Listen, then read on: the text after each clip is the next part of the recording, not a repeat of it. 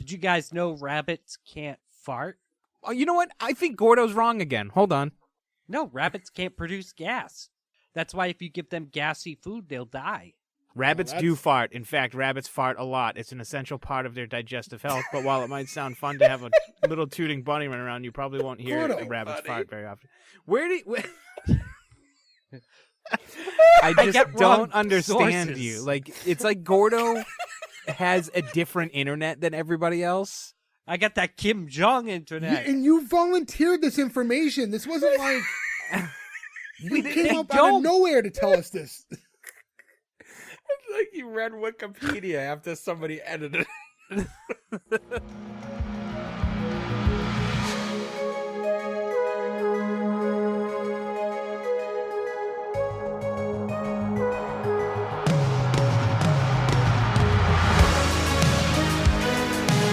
Welcome back, everyone, to S1E1, the show where each week we pick a different sitcom, watch just the first televised episode, and forgetting anything we might know about the future run of that show, rate it and decide if it's a show we want to greenlight or cancel. This week we're going to be talking about Greg the Bunny. Greg the Bunny went 13 episodes with only one season on Fox. Today we're talking about episode 1, which is called Welcome to Sweetknuckle Junction, originally airing March 27th, 2002.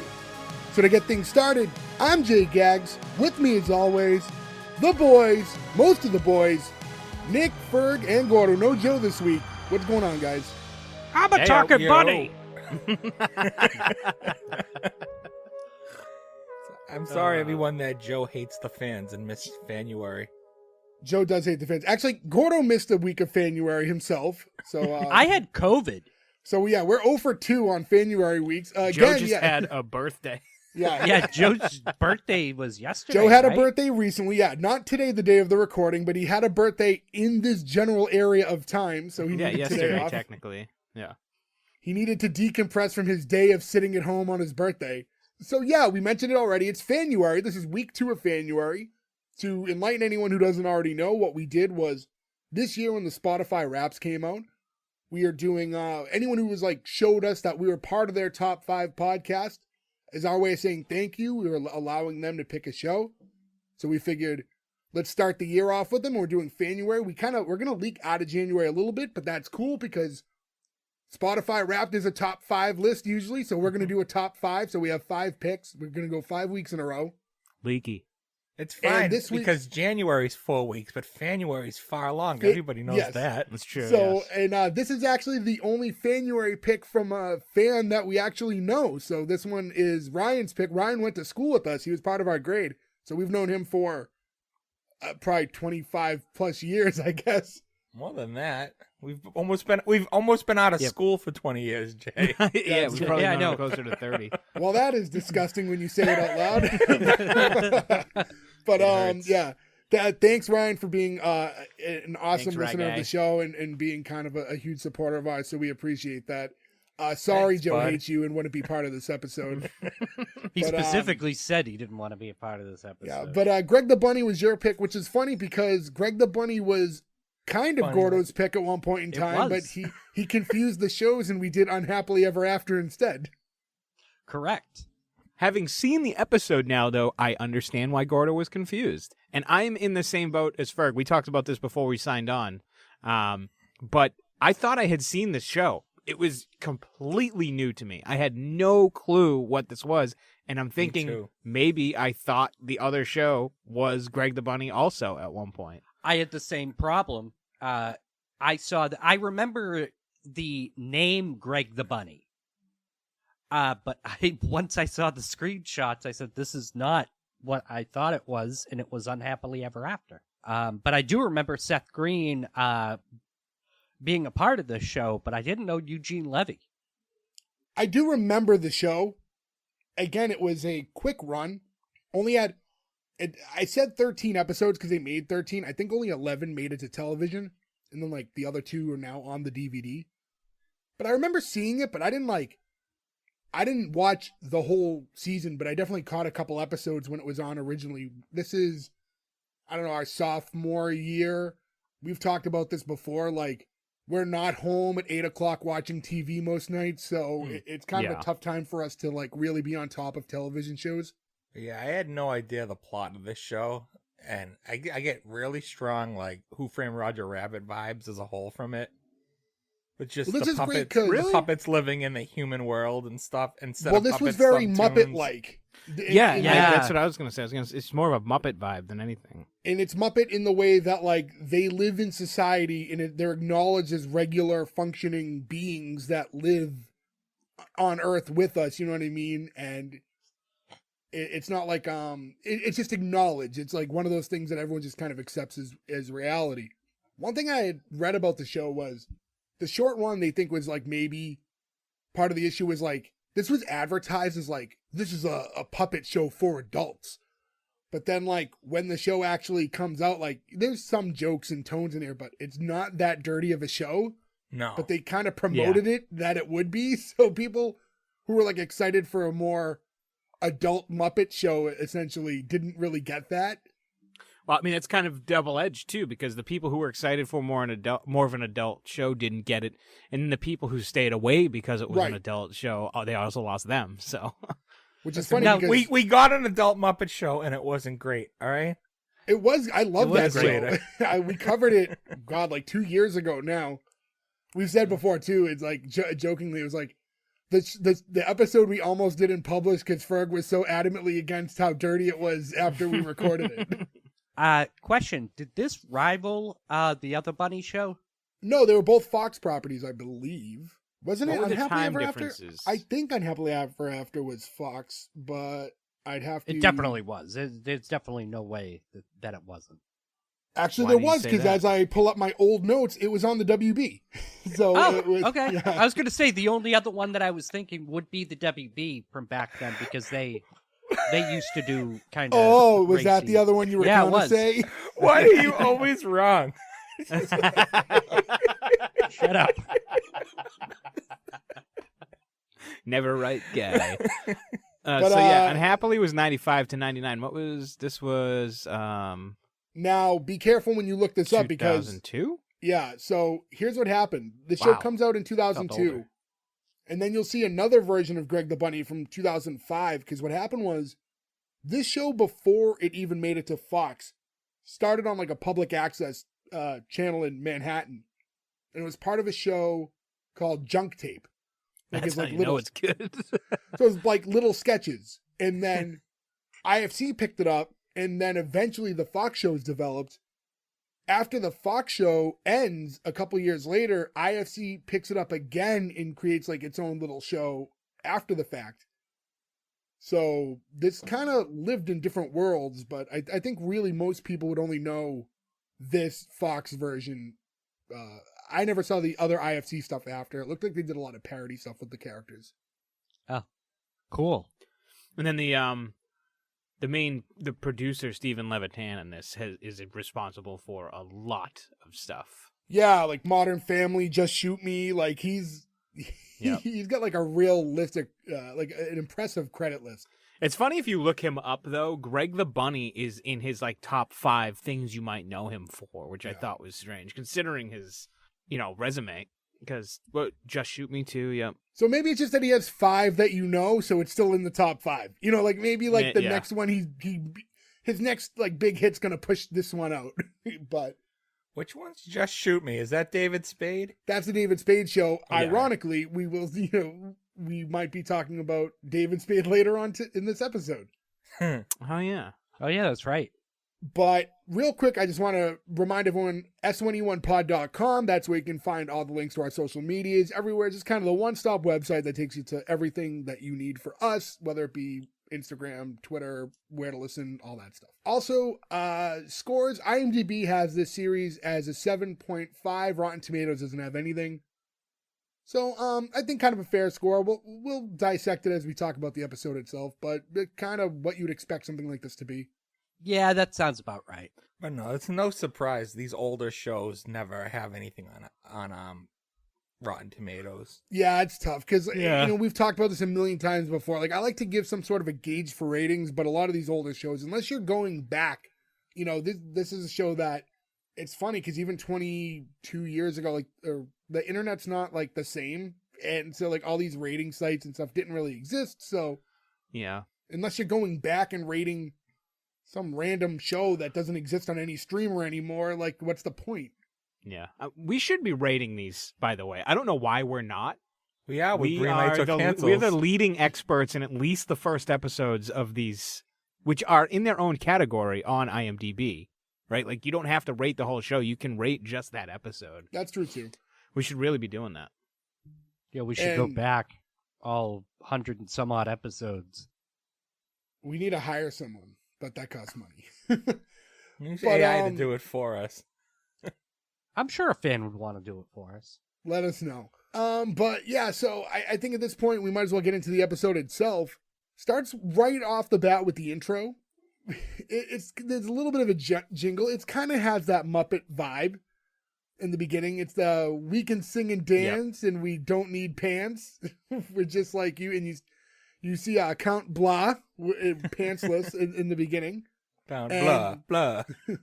Blah blah. Blah, blah. And you kind of see all these real world situations that they have these puppets in to kind of show you that this is, like I said before, they kind of live on Earth with us. They're not just, they're not puppets. They're not inanimate objects. I think it's weird that they're called puppets. Anybody else? Because puppet insinuates that something is controlling you, right? But that's not how they're perceived here. They're perceived that they are their own living beings. I thought... Well, I feel like that's what the Muppets did, right? When they just kind of altered a little bit. But then, like, if you call these like the Duppets, what else are you gonna do? Like, yeah, but why couldn't they just be like stuffed animals, like something of that, like? well, they kind of adjacent to that. do that. They are known as fabricated Americans later on, is how they're referred. So they do kind of do that. And yeah, they touch on the it's just kind of like racial segregation. It here is. at this point. And it's it's kind of the undertone of it. I do like in this intro, there's some of the situations. You see Jimmy, the main character of the show, holding Greg up so he can use a urinal. And you see Warren is in the middle of getting a DUI, and you have Count Blah mooning as he's driving by. So it is trying to lean into that, like this is a little bit more adult. But the intro, I think, has more suggestive situations than the rest of the episode does. Oh, for sure. And just with the Muppet comparison, it's like Greg the Bunny's voice. He sounds just like Being the Bunny or Rizzo the Rat. Like it's almost the exact that same Rizzo voice. Yeah. The point that I looked it up, it's not him. No, I it's was not. positive it was going to be somebody like popular. It's not that Dan Milano is the guy who voices him. It's not that he's not popular. It's just that I haven't heard he's been on like a bunch of Robot Chickens, which I may have heard in passing, but they're so quick on Robot Chicken. Yeah. Then like his first I was just looking at it. Where is it? His you, first Howard, I'm dying. 2002 to 2005. So 3 years. The only thing he did was Greg the Bunny. He did Mad TV Greg the Bunny, this show, and then the Greg the Bunny reunion show. So he rode the Greg the Bunny train for a little while. He had a spinoff about Warren the Ape. That was on Yeah. MTV, which I saw that and do not remember it at all. Me neither. Me neither. I thought this was funny did you see that, like, so the band Ween was approached to write a theme song for the show, and they did one and it was rejected. And then there was another group called Hyperjinx Tricycle, which was also approached to do a theme for the song, for the show, did one, and again it was rejected. Who? But that band ended up just releasing the song on their album, and it's called Greg the Bunny. But like, why are they reaching out to all these bands like, this isn't quite right, this isn't quite, like, are you I'd not love to giving- hear the Ween one. Are That you didn't not work. giving like proper instructions as to what you want out of these songs? Are you giving them like just free reign and then it's not exactly as you imagined? Ferg's our resident, expert on the intro themes. I'm curious to what you think of it, because I personally didn't like it at all. Oh, I Yeah, like this one. I had no strong feelings about this one. There was no catchy thing to pull you in, and I was a little, to be honest, distracted by what was going on the screen. Yeah, true. Like, I got to see the Count from Sesame Street. I know it's not really him, but moon somebody. So I'm like, hey, It's not like a puppet complete vampire's like, ass. it's not like a big earworm thing that you're gonna get Yeah. like stuck in your head, but it's fine. It's not. I thought bad. it was like overwhelming. Like it's just like right in your face, loud, and like Ferg said, there is a lot going on the screen, so that was probably part of it. But I don't know. I just felt like I was getting jumped by the song. I thought it was fun. Like they kind of lean into that like upbeat Muppety type of thing instead of doing that early 2000s where everything was kind of butt rocky. Like I'm glad they didn't go that route, which probably was what most other versions would have sounded like. Yeah.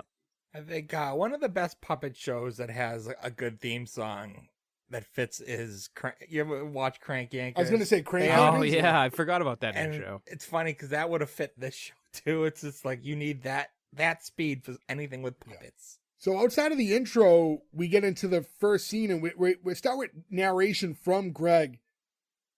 And he's saying that there's 3.2 million fabricated Americans in the U.S. alone.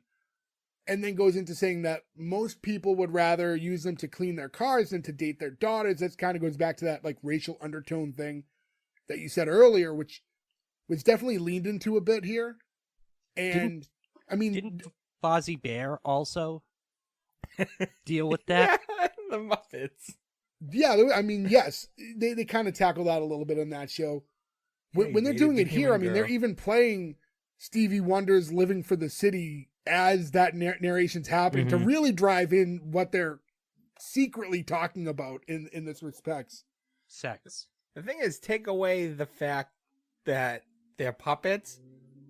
Say, you want your daughter dating a rabbit? A real rabbit? Yeah. Well, it's a weird... That's why you I can't don't know how make to say this it. Like, I know... comparison with yeah, I get that both puppet, shows like attacked it, animal puppets. but it's also a world that like I can't relate to because I don't live in a world where these creatures live amongst people, so I don't know what that dynamic is like. You know what I mean? I mean, there's a lot of them too. That what did they say? 3 million. 3.2 million. Just in So the that's US. like what? That's like 1% of the entire U.S. population is puppets now. So I want to, and that's kind of what I don't know if they ever get into it, but like, have they always been a thing? Did they just like pop up one day? Like, I'm really interested in the ethos of where these puppets came from. I don't think they'll ever get into One day it. a guy fucked a sock puppet, and then they just all came to life. There's too much DNA in a jizzy sock one day. And then... I'm a talking bunny. I'm a jizzy bunny.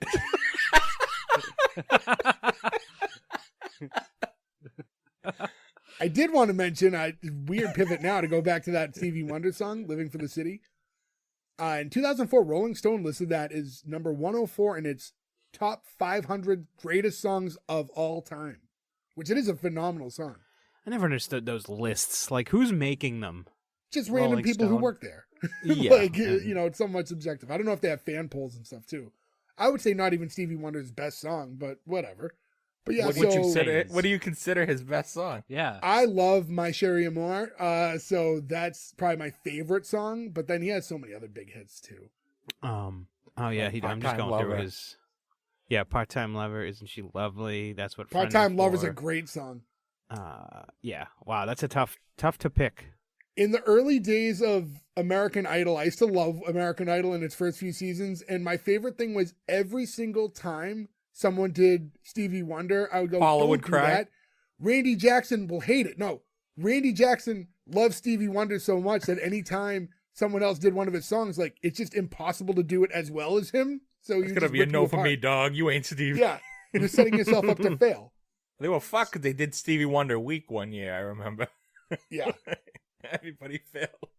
So, to get back into the show, Greg's saying that some of his best friends are humans, and this is when you see him heading into his apartment, and he shares that with Jimmy, played by Seth Green, who's playing pinball in the dining room area. I always wanted to own a pinball machine, so I was very jealous of that. That's the kind of thing if I owned, I'd be excited to own, and I'd use it like twice, and then it would just get dust. Unless you have, Yeah, like, yeah. a game room or a bar, like, You designated need area in your variety house. with pinball, you know? I can't play the same one. Although I have, when we used to hang out at the comic book store a lot, we all played that. Which one was that? Was it the Star The Wars Simpsons one? one was there for a The long Simpsons time. one, that's what it was, yeah. We would all compete on that. But, I mean, it's the atmosphere. It's fun. It's like something to do. But if there was one at home, it would be more annoying than anything, unless you lived alone. Or, I mean, you'd have to live in like a single family, too. That shit would be loud. Well, where it's positioned in their house, it's almost like it's like a luxury item, but it somehow makes their house look messy because it was like in the middle of like the apartment and it was in the way of everything. So Yeah. Greg walks in. He's asking Jimmy like why he's even home this early, and this is when we find out that Jimmy's a pool boy. And it's not as he expected the job to be from what he saw in the movies. It's not a bunch of just horny women. It's just people who want him to clean the pool. I thought that was funny. They just want me to clean their pool. Now, is he an add-on by Fox, or was he part of the original series that got picked up by them after?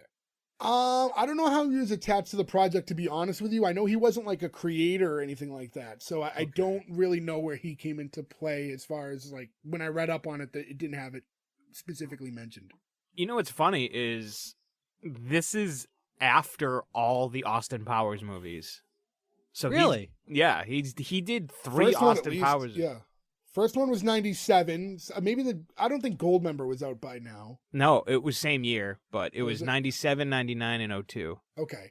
But yeah, and he had already been in a ton of stuff at this Yeah, point. and you like, see him, and it's kind of like he feels like a, I don't know, like what the word I'm trying, like I not guess- unimportant, but like yeah, I think to aid to what you're saying, it's almost like he doesn't, to not put it the wrong way, he doesn't like have like a star power vibe attached to it. yeah. He starred in Airborne, all right? He's a big star. I also subconsciously hate him, but only because of his fake character on Entourage. Oh, well, yeah, that Oh happened. my god, he's the worst on Entourage. Yeah, he's such a douche. Yeah, no, I was always a fan of Seth Green. But I always get him mixed up with the guy who made Family Guy. Seth MacFarlane, because they're both Yeah. Seth. Yes, actually. Do you mix me and you up? Sometimes. You look in the mirror and go, "Ooh, Ferg, what are you doing here? I can see where you'd mix them up, though. As you said, they're both Seth, but, I mean, he did Robot Chicken, which is parallel to Family Guy. They're both big pop culture shows. well, no, they both did Family Guy They too." both did Family Guy, too. He's Chris.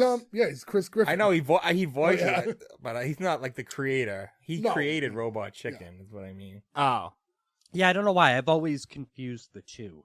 I couldn't I couldn't direct you to it because I don't think it exists on the internet anymore. But the co-creator of Robot Chicken, I interviewed many years ago for an AOL thing. It did exist online for a long time. I don't think you could find it anymore. Thought you found all that shit. I found the Stan Lee interview I did, but that was on my computer that I had Aw. saved, and I thought it was like lost forever, and I found it on an old computer. And this was those things were all posted, and at the time you just think, oh, they're on the internet, they live forever. Websites don't come down.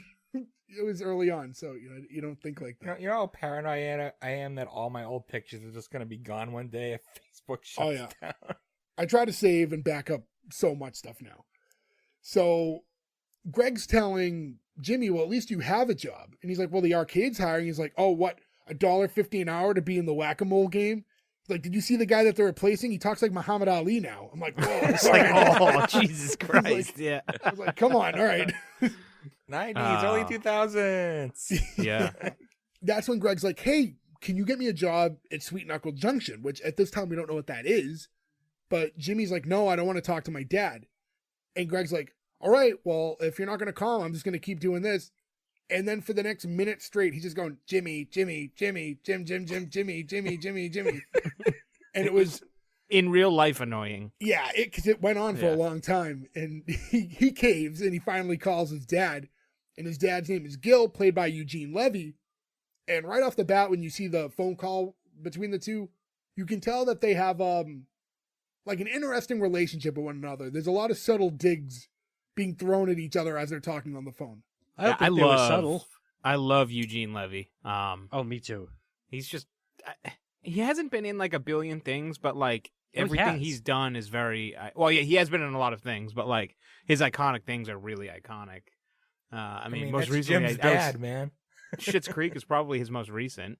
You know what I thought Yeah. was funny is this comes out after American Pie, but he looks younger here, He I does. feel like, than when he's He in does. American Pie as Jim's dad. Yeah, there's like a weird time vortex with this show because we're coming right up on being introduced to Bob Gunton's character, who is the fucking warden in Shawshank Redemption, is the guy who's the main character of this silly cartoon.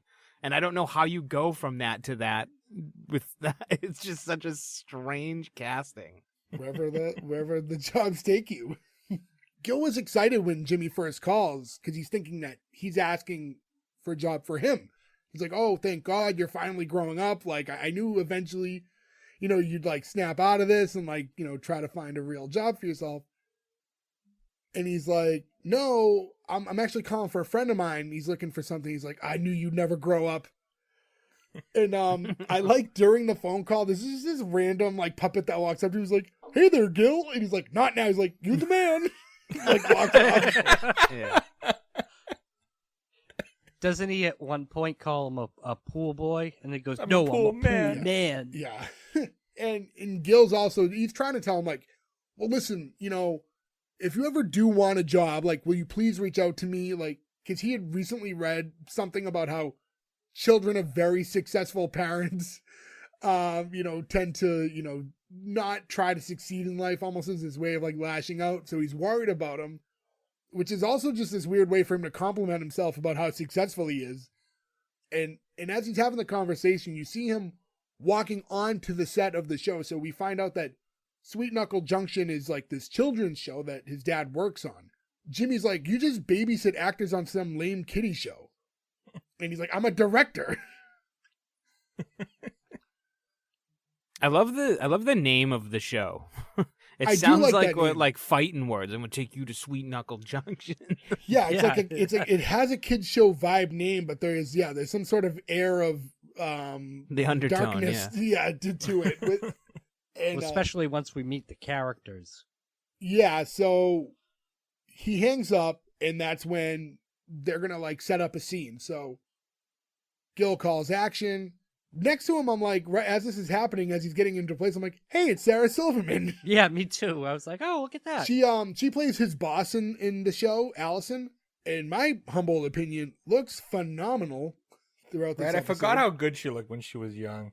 She actually looks great now. I mean, if you're gonna flash forward 20-something years, I've had the biggest crush on her since the beginning of her introduction to I love her. She so became a nut job.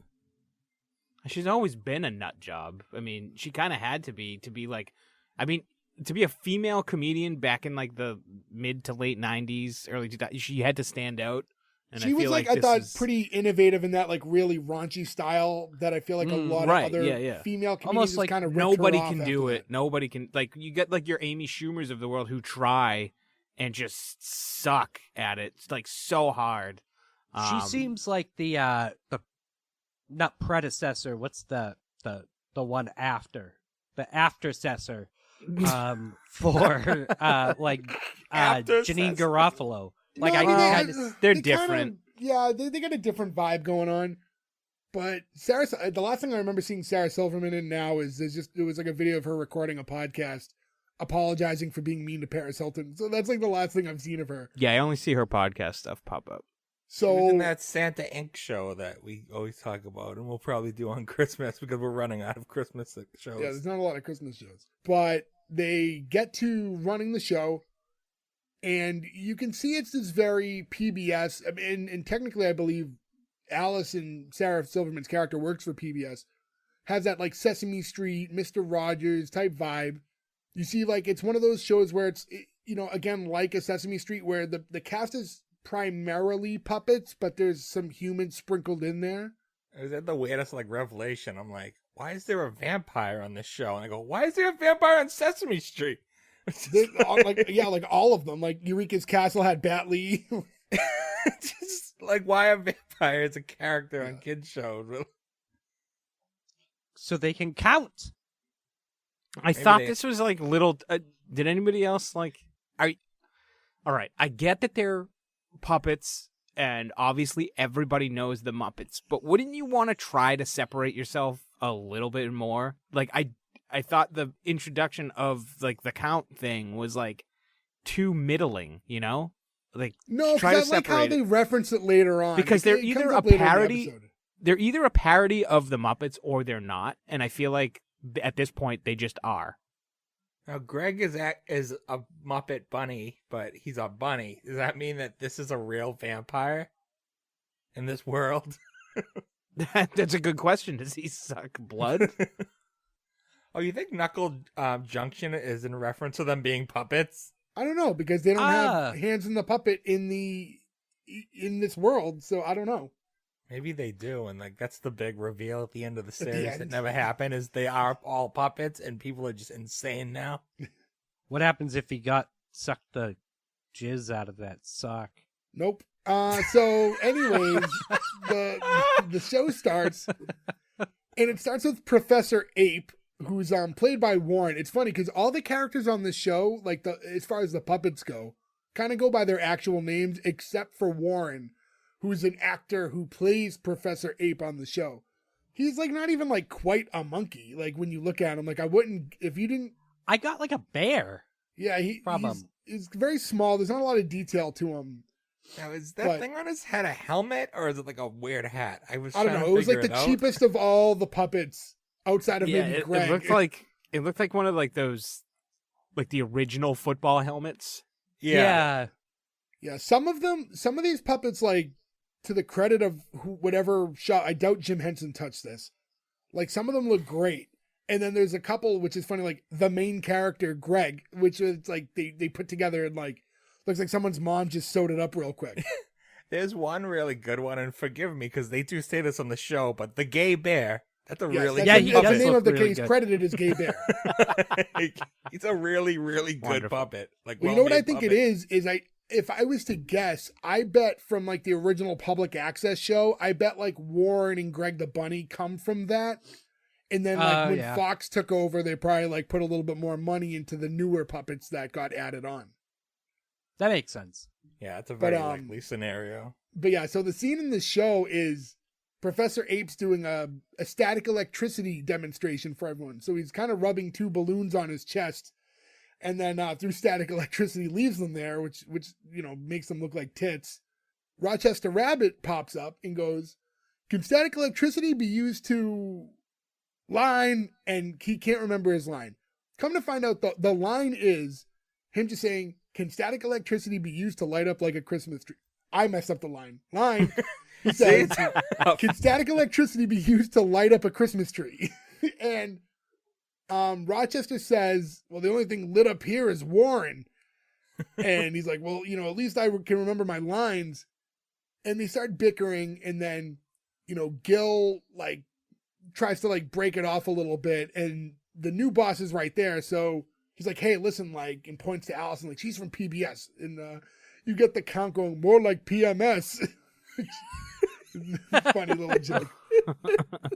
But yeah, the And- light bulb came on. The second I saw that he was a rabbit and he struck, it's like you automatically know what's going to happen. What's the plot of the show? Yeah, Like, oh, he's the replacement. Going to be the replacement. Like, he had this weird look in his eyes, like he looked did. stoned. Like I thought that was going to be the thing, Yeah, was that he was it's stoned, but they don't uncomfortable. address him that way. He's actually accusing everyone else of being stoned.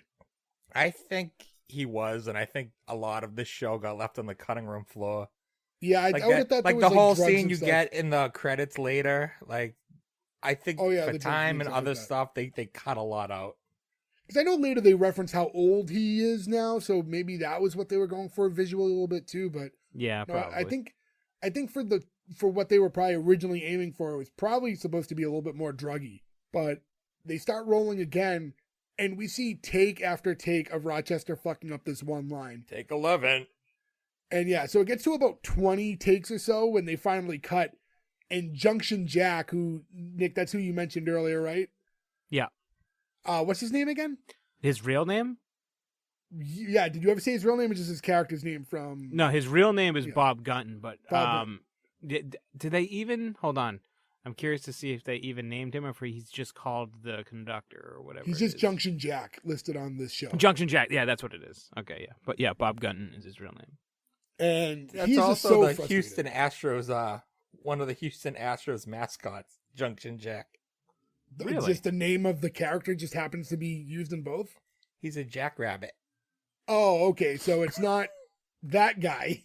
Like, No. playing the same role, yeah. Just a very weird coincidence. Yeah. Because I was looking up his name. That's the first thing that came up. I tried to look up Greg the Bunny trivia, and I just kept getting bunny trivia. There wasn't a lot of like side info on this show if you were looking up. Did you learn a lot about bunnies? Did you go down the rabbit hole? Ah. Arr. Did you guys know rabbits can't fart?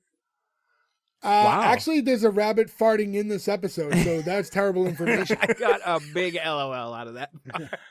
I said with that part when we get to it, I'm like, oh, Gordo's gonna green light now. Wait, so what? Like, oh, you know what? I think Gordo's wrong again. Hold on. No, rabbits can't produce gas. That's why if you give them gassy food, they'll die. Rabbits Well, do that's- fart. In fact, rabbits fart a lot. It's an essential part of their digestive health. But while it might sound fun to have a little tooting bunny run around, you probably won't hear Gordo, rabbits buddy. fart very often. Where do you... I I just get wrong don't understand sources. you. Like, it's like Gordo has a different internet than everybody else. I got that Kim Jong internet. And you volunteered this information. This wasn't like you came up out don't. of nowhere to tell us this. It's like you read Wikipedia after somebody edited it. No, I had a rabbit, and you can't give them gassy food because they can't fart. Are you sure it's not like a pigeon, like how they can't puke, and that's why like Yes, they Alka-Seltzer can't like fart. killed them? I don't know, man. I feel like anything that poops has to be able to fart. No, not necessarily. Why? Mm, Not necessarily. Hold on, I'll tell you. Can rabbits fart? Nick just did that. he did that. We've gone over this. I don't know Now how he's long realizing. I want to talk about Look this at him! either. Look at him! He's realizing he's wrong right Yeah. now. He's reading the whole article, waiting for a line that might be a little. It's like he ambiguous read for an him to come article onto. in his fever dream. Okay, they can't vomit or burp. That's oh my what fucking Nick God. said. That's It what just- Nick said. Moving on. Gordy, you want to take a little nap until we get into later in the episode? We'll wake you up when it's time to green light. I got the pillow. Yeah. So anyways, Junction Jack's pretty pissed off that Rochester can't get this line, so they're going back and forth. And when they're going, like, you know, and kind of throwing digs at each other, there's a point where Junction Jack calls him like a freaky little mutant. And that's when Warren kind of starts sticking up for Rochester because he's also a puppet. And now Jack walks up and he uses his cigarette to pop one of Warren's balloon tits and calls him Anna Nicole. This is definitely a moment where Joe is going to regret not being here for this I know, episode. of all times for him not to be here. Joe has done his Anna Nicole impression in maybe 50 different episodes, none of which times were appropriate, and the one time he could have done it. Yeah, yeah. It's also a dated reference that Joe hates, but he loves them more than he doesn't like them. He doesn't like dated references if Zooey Deschanel makes them, and that's it. Joe It's not doesn't like dated references. modern He hates modern. references. Yeah, he doesn't like modern references that Well, can modern become references dated become dated. Yeah. because he doesn't know them. Yeah. But dated like retro to go back in time, those things. Even though it dates the show, he's nostalgic for some of it, so he likes it. Well, for Joe, trim spa, baby. I'm not saying the rest, but he's. Yeah, we'll leave it at that. So after all this chaos, Allison says that she wants to talk to Gil, and they cut to his office, and she's telling him, like, this can't continue. You need to fire Rochester. And he's like, whoa, whoa, whoa, whoa, whoa. Like, he's been here since episode 1. And you look, and there's like an old picture of the two of them together. And she's like, we need to find the next Elmo if we want to reach a younger audience. He's like, a younger audience? We already reach 4-year-olds. How young do you want to go? Fetal? I thought that line was really I cool. thought that was funny. Now, I'm surprised they can reference Elmo and say she's the boss from PBS. I'm surprised that PBS Yeah. allowed that. I mean, there's no rules against that. Like you Yeah, can it's say not like other. they're using them. So here, I think like the thing is you wouldn't want to say that because I guess in a sense you're promoting PBS on another network, right? But yeah. you can't. I mean, you could say other people's names. Like you could, I'm trying to think of a show that referenced another show. There's no I like think the rule argument against it. becomes if they can angle it and saying you're using our names for your own promotion to better your show. You know what I mean? Like almost like advertising us. Like that there's a weird line if you're kind of using someone else's intellectual property for your own gain. Or So just if they saying could- Yeah. or just saying she's a boss from PBS, and then she's a terrible person that makes PBS That look too, yeah. bad. They can. Right. And then it's like defamation or whatever. So Gil's like, I'm not standing for this. Like, loyalty's my middle name. Like, there's no way I'm going to fire the star of my own show. And she's like, well, if you don't fire him, the network's going to end up canceling you guys. And that's when his tone changes pretty drastically. He's like, well, I think we're kind of saying the same thing here. We're just not saying it the same way. Because I think at that moment, it's like he realizes, well, if that's how drastic it is, like, loyalty's one thing, but if it's going to put me out of a job, then, there is a point where you have to make that decision. Yeah, that whole rant is said only like Eugene Levy can. Like, it's very him.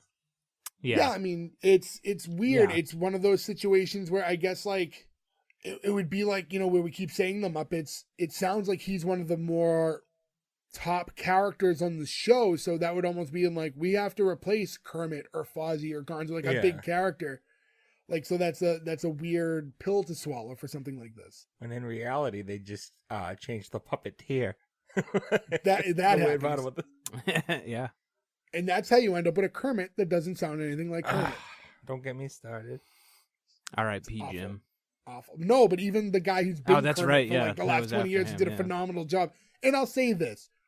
Why did they replace him? I forget.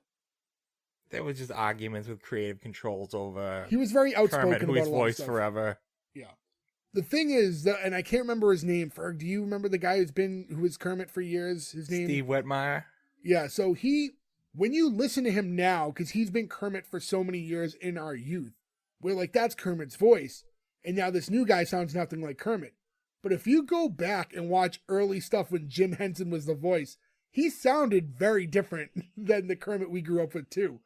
So there is like a changing, it's not like the Kermit we grew up with sounded just like OG Kermit. Like there was a change there in tone. He's closer, though, than the current guy, which is Matt Yes. Vogel, which is the guy that does Scooter and a bunch of other Muppets. He just took Yeah. on another role. But I know my so Muppet shit. I know a lot about. I'm not good with some of the actual names, especially the modern guys. Now we get to the next scene, and it's Greg entering the studio to interview for the assistant position. Which when he gets to the gate outside, Jeff Ross is the guy playing the gatekeeper, which I thought was really funny. I did too. It's just like every celebrity, like D-list celebrity just pops. I wouldn't even call him a D-list, but not like a. Well, Not it's funny A-list too. You see either. like all these links, like him and Sarah Silverman. Comedians, like, they all just keep you've popping done, up. Like so much stuff together. And it's funny because like, other than like the roasts and stuff, like you don't see Jim Ross in a lot of acting roles, so it's kind of funny to see him pre all that stuff, like as a smaller character on the show. Yeah, actually, now that you say that, I only ever really know him from the roasts. that's I'm what surprised like he really never like, pops up as like Wait, like who? a star's best friend, like on a sitcom. Like, Oh, Jeff Ross. Jay said Jim Ross, and I was like, when did I miss? I don't think Ah, I did. Yeah. We can go He and check broke the him in tapes, but I half. don't think He I didn't. did. He said No, Jeff you Ross. did. You did. I don't think I did, know. but we'll those of you listening will be able to find out. But I'm gonna hold my ground and say that I didn't. I think he said Jeff. I think I would have picked up on it if he said Jim. I think we I'm would've- not even kind of. I'm totally confident he said Jim. Are you How Gordo does it feel to confident? be wrong? You know, Jim Ross can't poop. I'll poop all the time, can't. damn it. That's why he calls it a slobber knocker. During all that exchange, you'd see Rochester flying into the studio in his convertible, which at first I thought it was because he knew he was being replaced, but I think it was just him being erratic. Yeah, it's just kind of. Yeah. He's like Yeah. the diva. So we cut inside and you see this lineup of fabricated Americans who are all waiting to Oh, we audition. glossed over. As he was walking in, he saw David Spade. Nope, we didn't because it didn't happen. We didn't yet. hit that yet. But you know what makes me angry is like Greg gets saved by this gate guy so he doesn't get hit. And he also like asks him, "Hey, are you okay?" He replies with, "Thanks, rent a cop." It's like, man, fuck you. He doesn't even say thank you. I'm not rooting for you anymore, you stupid bunny. Ferg's got a soft spot for people who work in the security field. I do. You don't appreciate all the little things we do for you. He even checked on him. He's a nice guy. He probably goes home to his security family at the end of the day. Yeah. Now that we're inside, Warren walks into Gil's office when Gil's trying to explain the situation, he's like, there's going to be some changes on the show. Warren thinks he's being fired. So he's like going off on him. He's like, you spotty bastard. And he's going on and on. Yeah. He's like, no. He's like, we're getting rid of Rochester. We're going to replace him. He's like, oh, so you do read the suggestion box. And from there is we cut to Greg walking around the back lot. Gordo, what happens at this point? Well, he clearly can't poop, but he sees David Spade. He sees David Spade, but not really. He gets starstruck. He's like, oh my God, my first celebrity. And he walks up to David Spade, and then that's not who he meant at the time. He looks over and sees that Count Blah is pulling up and just leaves David Spade high and dry. David Spade is playing David Spade in the situation, but kind of gets just ignored and says that this whole place needs to be Probably sprayed. coming from the Just Shoot Me lot. I mean, it's very possible. Yeah. A show that I'm kind of surprised we didn't do yet. I've wanted to kind of do it ever since we did Party Down, because the naked dude in Party Down was one of the main characters on Just Shoot Me. Oh, right. Yeah. Yeah. Greg runs up to Count Blah and he's like, oh my God, I'm such a fan. He's like, oh no, you're confusing me from the Count from Sesame Street. He's like, I don't know Big Bird. He's like, no. I know who you are. And again, it's like, yeah, it's kind of funny to have him reference all that. But I do like that they have this character that is a blatant ripoff of Count Van Count, and they acknowledge Count Van Count in the episode. It's So, not just question. a parody. They both exist. Yes. In this universe, are we to suspect that the actual Muppets are also real? Yes, because I feel like the Muppets play it that way too anyways. So Well, yes, but yeah. You have to, that because makes the sense. Muppets are on Sesame Street. Sesame Street's been referenced, so the Muppets exist. So although they would never cross paths because of licensing, they are all canon. They all exist in the same universe. You know what's funny, Ferg? This is this show is The Boys to like regular superheroes. There's like the superheroes we all see in like the Avengers and stuff like that, and then The Boys comes out and it's like, this is probably more real to life how superheroes would be, and now this show is how Muppets would be in real life. In real life, just yeah. divas driving around in convertibles getting fired. See, it works in this one because they're not actual Muppets, the other characters. But when we see it with the actual Muppets, I didn't like it because I don't want to think of Kermit having sex with Miss Piggy or Fozzie trying to have sex with a human girl. Wasn't Fozzie trying to get rim jobs? No, that was Jay's joke with the other bear. Oh, Oh, okay, all right. That's stop what it, it was. Fozzie.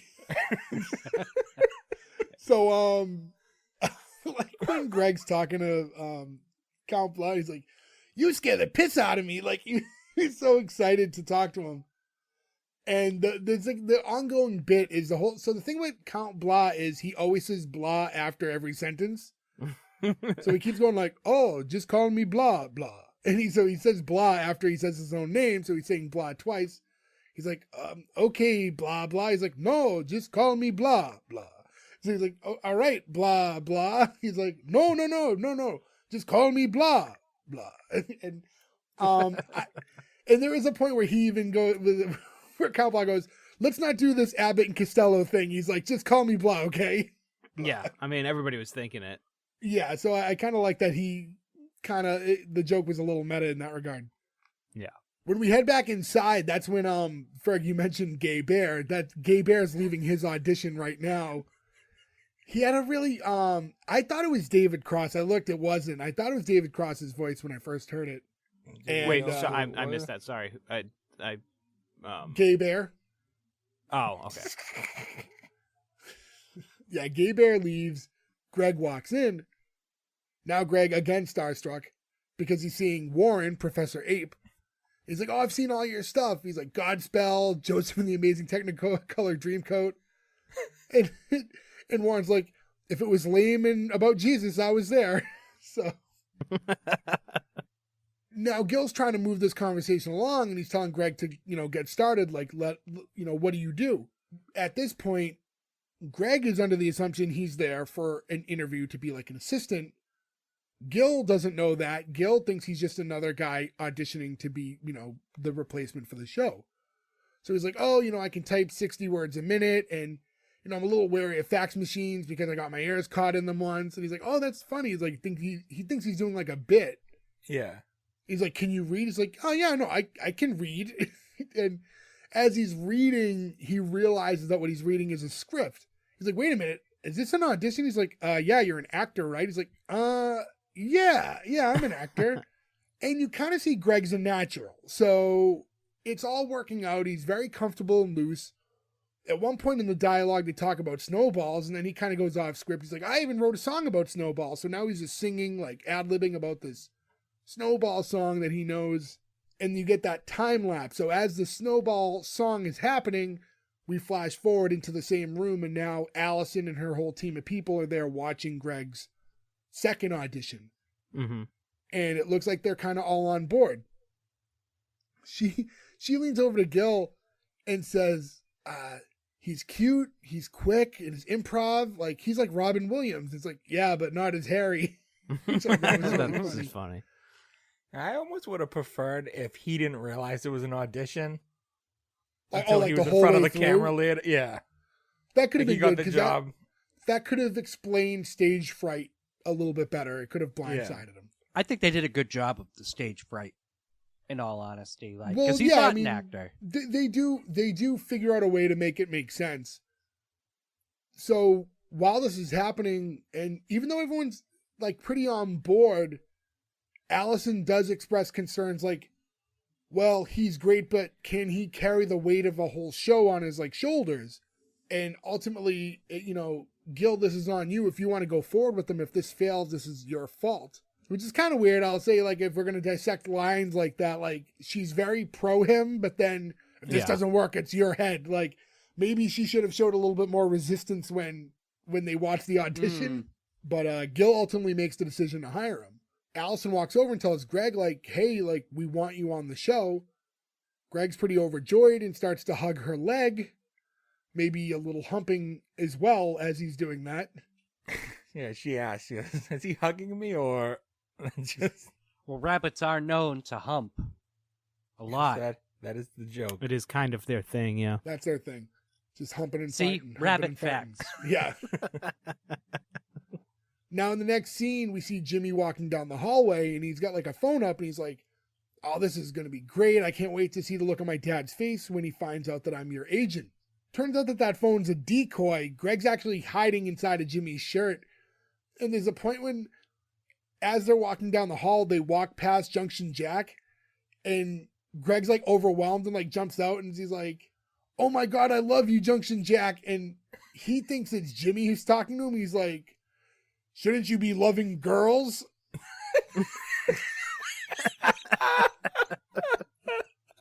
Oh God. This show's lines, like, I'm not sure that some of them were meant to be as funny as they are. Yeah, that one Just a that product. one caught me, but yeah, I don't think it was like, it was funnier than maybe intended. I didn't even laugh when he said it. I laughed when you said it. I laughed when he said it. I thought it was funny because it just was so absurd to me. So now Jimmy walks into his dad's office and he lets him know that he's Greg's agent and he's there to negotiate. And Gil's like, how do you even know Greg? And that's when Jimmy explains that that's my friend that I called you about for the assistant job. And, he's not even an actor, like, and you hired him for your show. And now Gil's starting to panic. He's like, oh, fuck, because ultimately, again, if this doesn't work out, it's all on the line. It's his fault. And Gil's talking about how he needs a seasoned professional. Jimmy's like, what do you need, like, range from, like, for this show? It's, howdy, Junction Jack. Cat spelled C-A, where's the pickle? Like, Oh. I thought that was all pretty funny. I thought that was going to potentially lead to Him being Junction Jack. Jimmy ending up on the show as some role too, Me too. Like, hey, that's pretty good. Wait a minute, do that again. So now Greg's telling him, like, don't worry, like, don't let Jimmy make you so nervous about this. And that's when Gil starts telling Greg, this is going on a big network, and that's when Gil explains to Greg, like, no, like, I'm going to have to explain to the network that you had to take a job on an Olsen twin movie, and that, like, even though I tried to get you signed, like, we just couldn't get the contract out fast enough. And Greg's like, well, where does that leave me? He's like, oh, no, you're fired. Now, that's a timely reference, though, an Olsen's movie. Yeah. But They in haven't 2002, is that still like a thing? I feel like that might have been over. Oh, by they then. were definitely still popular then. They were like the National Enquirer. They were Darlings. they had to have been at the end, though. Yeah. I mean, I'm thinking about like the kid. Actually, as I look, Didn't they do a movie right around this time? 2002, When in Rome. Yeah. Yeah. So they were still trucking away at this point. Oh, little did I know. New York Minute didn't come out for 2 more years. Yeah. This is the height of Olsen popularity. My apologies to the Olsen twins. The one that didn't kill Heath Ledger. Yeah. It's so weird to think about their sister, Elizabeth Olsen. Elizabeth Olsen, because she seems older, but is like 5 years younger than them. Well, you know It's what weird. it is we stopped seeing the Olsen twins at a Yeah, younger right. age, and we weren't really introduced to her until she was an adult, so it's like a whole different thing. So now we cut back to the apartment, and Greg's taking a bubble bath in the kitchen sink when Jimmy walks in, and he's notably mad at Jimmy for blowing this for him. Rightfully He's like- so. Yeah, completely justified. Yeah, he's like, he sabotaged it entirely. he's like, hey, did you see what was on TV this morning? He's like, no. He's like, not me. And Jimmy's like trying to apologize. He's like, it was an accident. I didn't mean to like, cause all that. We that's when we get Greg blowing some bubbles in the tub. He angrily farts in the bath. He's like, come on. He's like, I have dishes in there. That's not like you're not going to wash them. Listen, although true, Gordo, I would still be upset if Dirty fart dishes with dirty fart water. Oh, I guess that disproves my rabbit fact. Jesus Christ. Aside from the fact that real facts disproved it, yes, this Muppet hold on. farting. Yeah, Gordo, Um. let's backtrack. First off, we mentioned this earlier. Second, no, it doesn't, because Greg's a puppet and the show's not real. So just because the puppet farted doesn't necessarily mean that actual rabbits fart or not. The But fact they that do. the fact that, and by the way, I hate that. Like, this is the fourth time we've had to mention bunny farts in this episode, but here we are. Oh God, Did you know that rabbits' teeth never stop growing? I did know that actually. They have to like constantly gnaw them down, like they. Oh, I was going to say. I so learned that from Angry Beavers. Isn't that? It's the same reason. What is it? The saber-toothed tiger died off. Really? Really? No, that was hunting. Am I thinking? What's the saber-tooths aren't still around, right? No. Oh, Yeah. Okay. Yeah. So it didn't. Don't they say that it's because that their teeth never stopped growing, and it made it hard for them to like eat. They got stuck in the ground, They- then- yes. and then when Pangea ripped apart, they couldn't move. Yes. Oh no! Don't hurt me! Man, So the Ice Age, and then their prey died out, so they died out. so they just died with all the other dinosaurs and stuff. Yeah. Okay. Did you I borrow swear one it of had something to Gordo's do with their- encyclopedias? listen, I got all my facts from bunnylady.com, Oh my who God. also says that these are 33 awesome rabbit facts to Now, wait a impress minute. your You friends. claimed earlier in the episode you got your fact because you had a bunny, and your mom said, it can't fart, don't feed him that. I Gordo just went got to all a my flea other market ones. and bought like some old CD-ROM encyclopedias, like discount ones, but it was like Encarta, not Encarta. And it was just full of old fake facts. Enturda. No, but apparently my friends are not impressed with my rabbit facts. Because they're incorrect. Yeah, they're not real. They're There's not nothing impressive about facts. that. They Yes, are. They're they rabbit are. Like, fables. rabbits could turn their ears 180 degrees. You can't just look up rabbit facts now and pretend that you have this wealth of rabbit knowledge. You started to go back again. This all started with you going, I went down this rabbit hole, no pun intended, of reading all these facts about bunnies, and then just started with one that was completely incorrect. Like Somebody no one was needs to like, subscribe Gordo to Rabbit Facts. Yeah. Text messages. nobody asked for them. You just volunteered this information that because of this show, you started reading all this bunny information before we started recording. I did. You guys are not thoroughly impressed. Because you gave us a wrong answer to start off. Like, how could we ever now I trust have to again? question every rabbit fact you give. No. No. Anyways, Jimmy tells him that, hey, I have a plan. Like, let's just head to the station, and I think I know how to get my dad to give you your job back. And then we cut back to Gil's office, and it's just Jimmy begging. He's like, please, please. And Gil's like, I don't have time for this. We have a show to record in 10 minutes. And at the time, he's on the phone telling whoever he's talking to, like, I don't know. He's like, just get Gay Bear. I'm sorry. This is never going to be a point where the character of Gay Bear won't be funny to me. I started looking up, like, I want to look up who the voice actor was. Don't look up Gay Bear. I'm like, I can't Google Gay Bear. Well, I would say the easier way is to just go to the IMDb for the episode and just look at the short character list. That's not quick in real time. I think actually Gay Bear is actually the voice of Gay Bear is the same guy who did Count Blah. Oh, okay. Because I did check that earlier when I thought it was David Cross. As Jimmy and Greg are like continuing to beg for, you know, his job back, that's when Allison happens to walk by and she sees Greg and stops to talk to him. And she's like, well, what happened to that Olsen twin movie? And Jimmy jumps in. He's like, oh, you know, Gil lured him back. He was basically begging. It was pretty pathetic. And she's like, well, you know, the important thing is that Greg's here. And he's like, yeah, and I'm here too. And she's like, yeah, the important thing is that Greg's here. And she takes off. And Gil's like, what the hell are you doing? We have to do the show in like 5 minutes now. And now the whole fate of the show rests on your furry little friend's shoulders.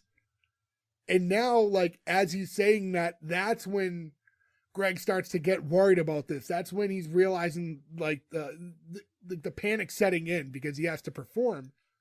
Well, he says if he fails, the show will get canceled, and that's right. What really So it's sets like him off. the added pressure that comes with it. But then, like, after he gets them all nervous, he just looks at him. He's like, now just go out there and have some fun with it. And he leaves.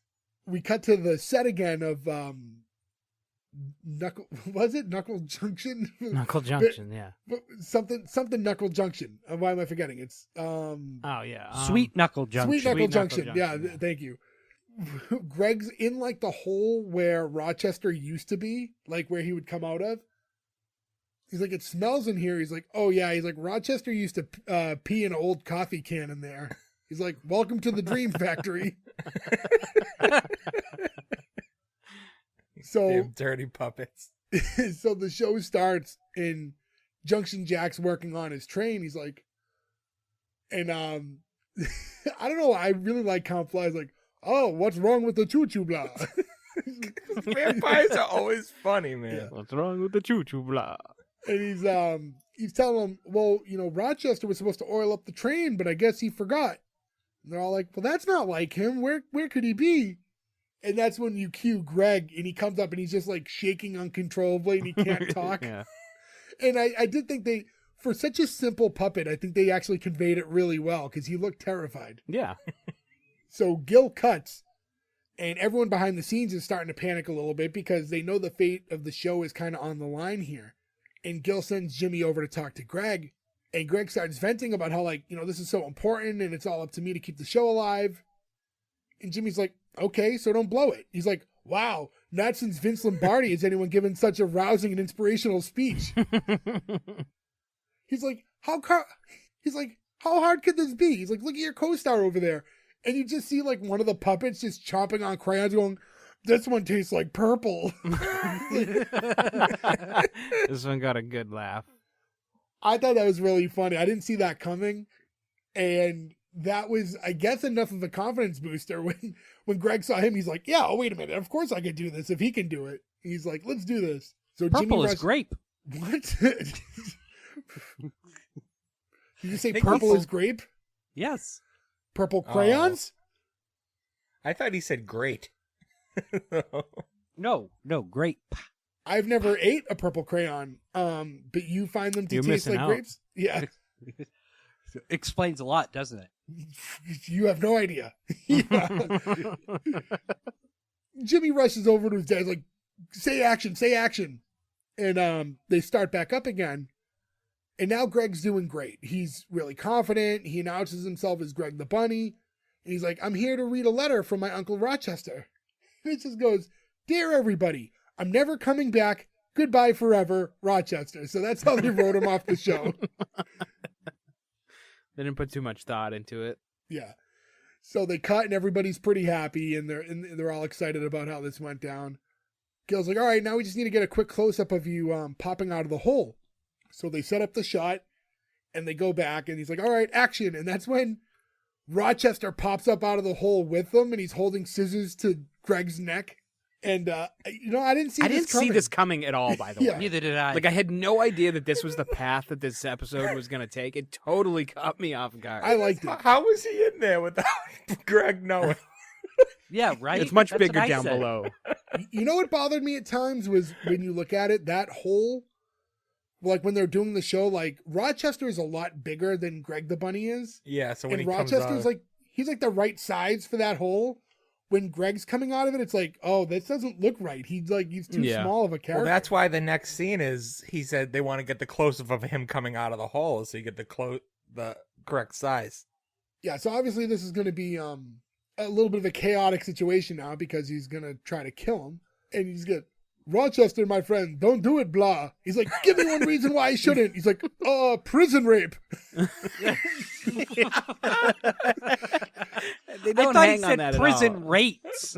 Prison rates? Oh, the taxes are terrible, blah. That's what I thought he said. Yeah, you got to watch out for that prison rate.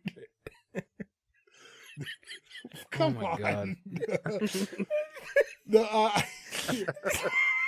I don't hear that well. That was Ironically, I'm also Yeah. the audio engineer. Yeah, One the, half of the audio engineer of this show. the prison rape line. I think was my favorite line of the entire episode. That was a good one, yeah. Because they don't hang on it either. They move right past it. No, yeah, he Yeah. he panics. he says it and they move on. Yeah. And now Warren's trying to calm him down, and then in that, like Rochester makes like a offhanded comment about his ex-wife, and that kind of starts all this chaos. Junction Jack threw a knife. Is that what he threw? Yeah, he just has a random I didn't know phone what he dagger. threw either, yeah. Yeah, he throws a knife, and then Warren starts choking out Junction Jack, and like you get the shot of like Junction Jack. he's being choked, and you as they're going back, Warren's just going, "Die for me, Jackie! Die for me, Jackie!" It's just like, Jesus Christ. they I don't know how to explain it, like the mayhem that they are able to convey with Muppets and with puppets and with humans is really impressive that they were able to do it this way. It must have been really tough to shoot. Tight but, shots. Yeah, It's got to be but tight it shots. all worked really well in the end. It was fun. It was a really fun scene. The show being on Fox is a real bummer because I feel like if it came out 10 years later and was on a streaming platform, it would have got like 13 seasons. Yeah, Like- it's weird. The wrong time. Toning Yeah. it down. From what I Wrong read, network, toning I it down think. was more like on the showrunner. The showrunner's getting a lot of the heat for it, so it wasn't even so much the network. But who knows where like those directions came from? Fox typically didn't mind pushing the envelope a little bit, so It just who also knows? wasn't a time where like people were like, "Oh, I want to watch a puppet show for adults." Where like I think these days it would have been like, "Oh, that's funny." In modern times, where yeah. it's like, Yeah. I'm too cool for puppets. I'm a '90s, 2000s person. I just want to listen to Hinder. So, you want me to watch this puppet show before I go to see Puddle of Mud tonight?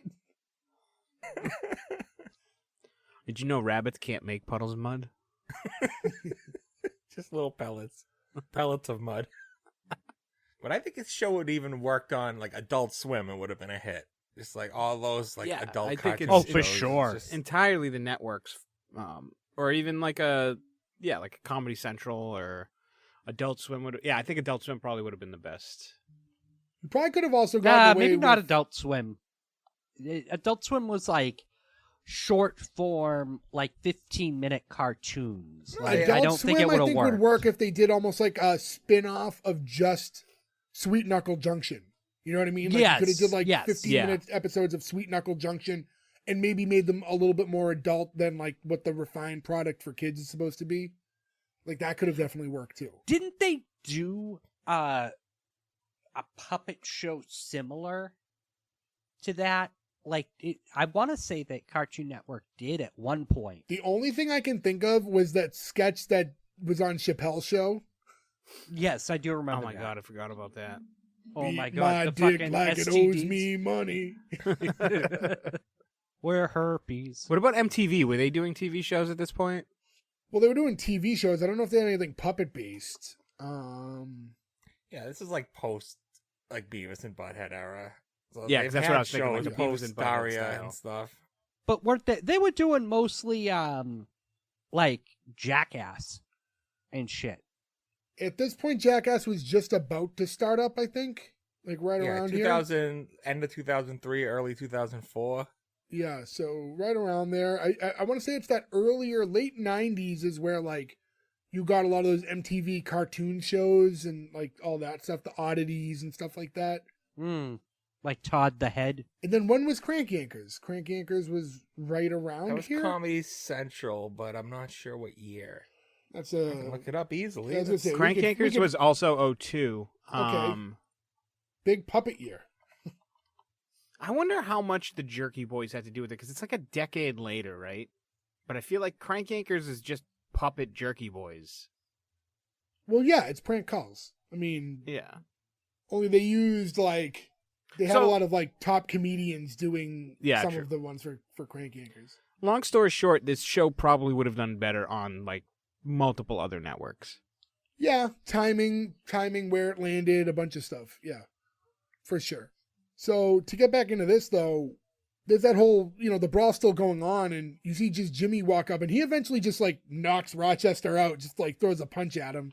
And that's how he frees up Greg. Hey, Rochester, he just fucking clubs him. Yeah. Imagine punching a Muppet.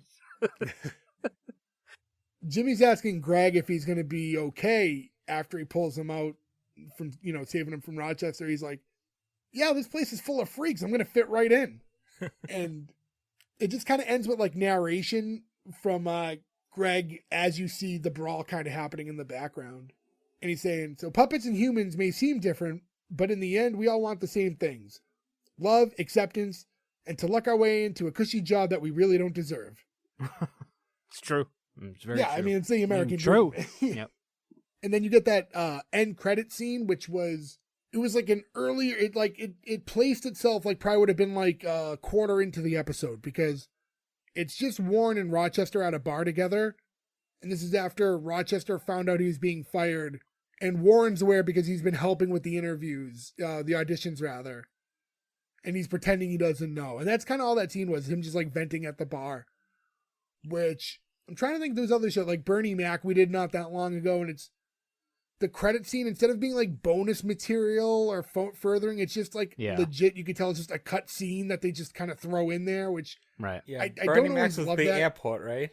Yeah, and Yeah. the Bernie Mac one was terrible because it was just like, it was confusing because it was so out of sequence to throw Yeah, that it led there. into the scene we ended up getting, and like it even Yeah. like showed the beginning of it. Mm-hmm. Right. So this was similar to that. Like, it was just, they were like, oh, we need like X amount of seconds of footage we didn't use to just roll credits over. You know, So they I just think kinda there was toss us in probably a lot of that cut. Like, I think there was a whole subplot with him like Yeah. going down a wrong path after getting fired. But it's only a 20-minute show, so what can you do? Yeah. Right. But yeah, no, that was a whole episode. We kind of bombed through that a lot quicker than most episodes. The power of being a four-man and having your big tangent guy out this week because he hates the fans so much. Yeah. Old whiskey and Yeah. water over there Yeah. doesn't go on one of his tirades So, about something. So yeah, so that was all of Whiskey Greg water. the Bunny. And again, there weren't a lot of other facts, when you're trying to read up on it. These shows don't have a ton of info on here. And then even like with streamers, there's nowhere to stream this right now, but this episode was available right on YouTube. So if anyone wants to watch it, go on YouTube. You can watch it through one of those third, like Amazon says you can watch it, and then when you go to Amazon to watch it, it says you need to Pay do for a it. free subscription of this other service through it, which it's a tangent for a whole nother time. I hate that they do. I hate that Google will say, Yeah. "Oh, it's available on Amazon," and 99% of the time that's not fucking true. Like they want you to get something else. But yeah, this is not an easy to find show right now, unless you go on. I mean, like in Unless you full, go on you can YouTube. you can go the first episode pretty easy. Yeah, like, again, it's only 13 episodes. It was 11 that made it to air. It's not And, easy to like, legally find. You could probably find it in 5 seconds. And I do want to see Oh, if the probably. the other like the IFC stuff comes up, because I saw like they did a lot of parodies. Like I guess they did like a Pulp Fiction thing and some other one. So I kind of want to see that stuff. I kind of want Muppet crossovers now.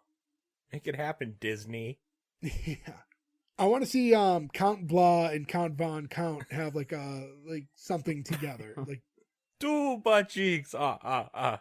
but yeah, we covered it, and there's really not much else to say. Unless you guys have any additional. Why don't you hit us with one more bunny fact before we move forward? Wait, let me get the don't fact put me check on the ready. spot. But okay, hold on. Here goes nothing. Let me pull out a random bunny fact here. Rabbits don't like to be held. Okay. All right. All right. Well, with that, time to do the green light or cancel. At this time, we are down one person. So, in the event of a tie, Joe's gonna greenlight it. just Joe- count Joe it now. Yeah, I Greenlight's know. Joe, most shows. just give him the green Yeah. light. Joe greenlights most shows. But again, you can go to S1E1pod.com. Gives you all the links to where you can follow us. Our Instagram specifically, there's always a graphic at the end of the week that will show you how we voted. So in this case, you'll see all 4 of our votes along with Joe's will be added there because we don't know how he's voting yet. But with that in mind, we'll get into ours. So Nick, I'll start with you. So this one is, excuse me, this one's a little tough, only because of one thing. I'm not really sure that I needed more. Okay, so I really enjoyed this. A lot of, I got a lot of good laughter out of it. I liked the characters. And it's probably just a me thing, not really being huge into this puppet and I like the Muppets too, which is weird, but I don't know if I just don't know if I wanted more of this. And so I don't know. I think I'm going to greenlight it because I feel like it's really just a me thing that would lean towards cancel. It's a good show. It's well written, it's very well acted, and the puppets were hysterical. The interaction between the humans and the puppets was also really funny. It was just done really well. I just personally am not in love with the lore of it, and I maybe just make a movie out of it and call it quits. But I don't think that's a good enough reason to cancel it necessarily overall. So at the end of the day, it's going to be a green light for me. Ferg. See, I'm the opposite. I'm in love with the lore. I need to know more. I want to know this world where puppets walk around all the time and it's just life. I love the premise of this show. I love that it's, despite being like a creator of Family Guy and a Family Guy actor and the creator of Robot Chicken. It's not joke a second, it's just funny situations, which is more my comedy. Like, I don't need like a cutaway joke every 2 minutes and go, oh, that's so random. This was before the cutaway era. Yeah, this is a better time. And like I said, I love all the puppets. They all had their own personality, and I would love I'm probably gonna try to track down the rest of this show because I want to know more about Count Blah, and I want to know if Rochester comes back as a character, because it kind of seems like all I these did want to know puppets, that too. Does he start to stick come around? together, and just lots more. Like, so it kept me wanting more, and that's the easiest green light I can give. Would green light anything with puppets anyway, but yeah, green light from Ferg. Gordo. Yeah, I'm gonna greenlight this too. Yeah, not much else to say. There were 13 episodes made of this show. I want to watch all 13. The first episode really kind of hooked me. I want to see the rest of the world. I want to see now Greg being inserted into this crazy kind of acting world. Not much else. Green light for me. Yeah, so I think when we talked in the front of the episode, I'm the only one who seemed to remember the show really, or like anything that happens in it. But not much, but I do remember watching it when it came out. But obviously not a lot stuck coming into now rewatching it. And I will say this is the most I've enjoyed a show we've covered like in a while. Like I really liked watching this episode. It was just really fun, went by quick. You know, I like things that are just kind of a simple, easy show. I don't know. It did it for me. And like Ferg, I'm a big Muppet guy. So I think because it's kind of in that world, like, you know, it plays to my humor with that stuff. And I don't know, it was real good. We talked about it earlier. I think it was just bad timing or wrong network, something. I do think there was a world where this show could have had a much stronger run. But unfortunately it didn't. But as far as the S1E1 crew goes, 4 out of 4. We will see Joe's vote most likely a green light. If you guys listen to us every week, you'll know Joe's historically green lights most shows. I just want to say, too, I said I wasn't in love with the lore. And Ferg's green light mentioned how he did love the lore. I do like the lore of the show, but they're never going to explain it. If they didn't touch on why they are They could have with more seasons. Maybe, Yeah. Yes, but I do like the lore. I don't like being in the dark about it, I guess is my point. It's a world of puppets, you know. I guess we're just kind of, you can't take it too we're seriously. just to assume that this is just how the world is in this Right. version of the world. Puppets just also exist. I don't think there was like a magic thing that happened where puppets started coming to life. You know what I'd love to see? Like, think about these days if one of your favorite characters from a show just suddenly got replaced. The internet's pure anger and rage, probably from me. I would love to see like the internet's reaction to Greg replacing Rochester. Like, no, he's a beloved character. What the fuck? Well, we brought up Family Guy because Seth Green, and remember when they killed Brian off? Well, that was supposed to be a thing. With and Brian, I don't even watch Family Guy, and I was like, what the fuck? You can't kill him. I think that was their plan all along. Probably. But sad nonetheless when they did it. But yeah, to go back, congratulations to Greg the Bunny. You get the green light from us. You do live on to see another one. So I want to thank all of you guys for listening. Thank you, Ryan, for suggesting the show. Again, sorry Joe couldn't be here and that he hates you and everyone else who listens to the show.